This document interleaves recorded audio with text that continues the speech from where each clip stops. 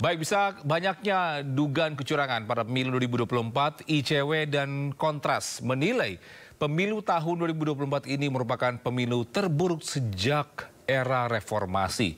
Bahkan ICW dan Kontras menilai KPU RI gagal dalam proses penyelenggaraannya. Ini adalah pemilu yang paling terburuk sejak era reformasi.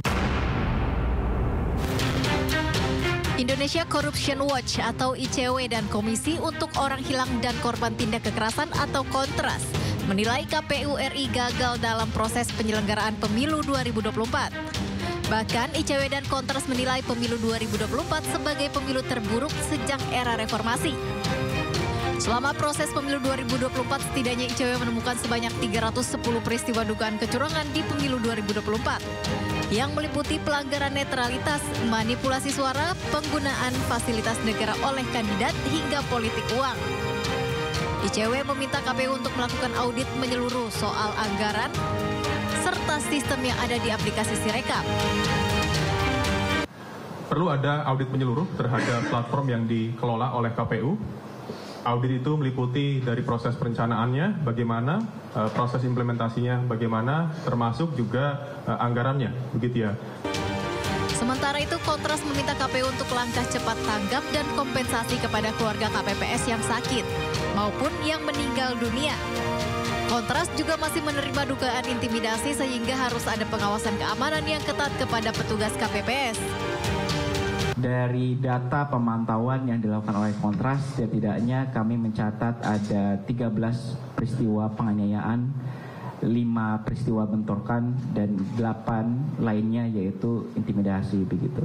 Nah, berbagai peristiwa kekerasan ini berpotensi dapat terjadi dalam beberapa waktu ke depan karena proses rekapitulasi, proses perhitungan masih terjadi, sehingga kami mendorong terhadap aparat penegak hukum untuk kemudian melakukan pengawasan secara ketat sehingga tidak menimbulkan korban selanjutnya begitu.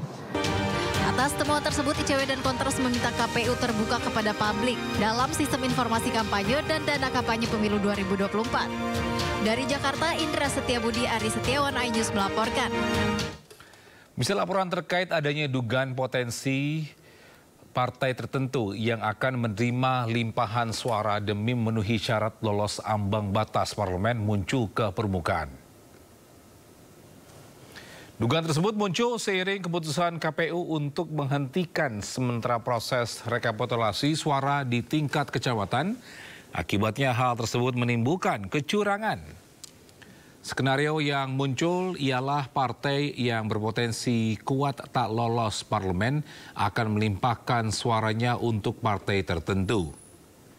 Suara partai kecil yang akan diambil untuk dialihkan diantaranya berasal dari Partai Perindo, Gelora, dan Partai Umat. Bahkan banyak contoh suara-suara caleg yang menghilang, salah satunya caleg DPR RI Dapil 8 Jawa Timur dari Partai Perindo yang mengaku ribuan suara yang didapat menghilang. Hilangnya suara ini diketahui dari sistem Sirekap milik KPU.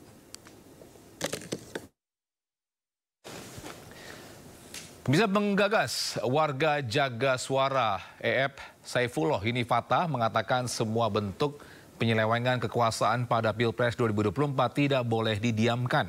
EF menilai pemilu 2024 berbeda dengan pemilu sebelumnya karena penyelewengan kekuasaan sangat terang benderang sehingga membuat kompetisi tidak adil.